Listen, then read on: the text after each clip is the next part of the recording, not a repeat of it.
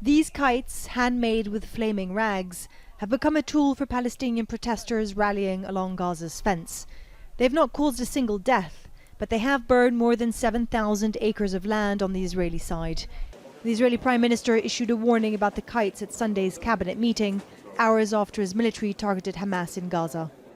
I heard it being said that Israel has agreed to a ceasefire that would allow the continuation of terrorism by incendiary kites and balloons. This is incorrect. We are not prepared to accept any attacks against us, and we will respond appropriately. For now, the Egyptian brokered ceasefire between Hamas and Israel appears to be largely holding, but it is fragile.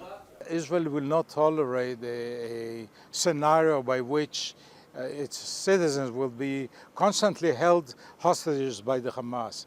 So hopefully there will be a hudna, but the problem is that sometimes an incident by which a kindergarten is hit or something can spark a huge explosion. On the streets of occupied East Jerusalem, we asked Palestinians how they feel about the kites and Israel's attacks. They don't have any other tools. It's true that these kites can be harmful. It's our land that they're burning, but the land is occupied, and they don't have any other way to resist. Gazans are real men, but we here are very weak. If we had the right mindset, we would all close our shops in solidarity with Gaza. The March of Return rallies are now into their fourth month, with protesters demanding the right for Palestinian refugees to return to their homes they were evicted from in 1948. Scores have been killed by Israeli snipers. It's a political problem for Israel that refuses to go away.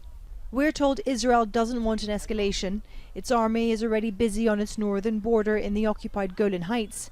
But Israel has made it clear that if the flaming kites continue, it is ready to increase its military action. The army and the intelligence services have been warning the political leadership that the current blockade on Gaza is not sustainable. And if it continues, it could lead to an all-out conflict. The flaming kites have already led to the biggest escalation since the 2014 war. The question now is, will they stop?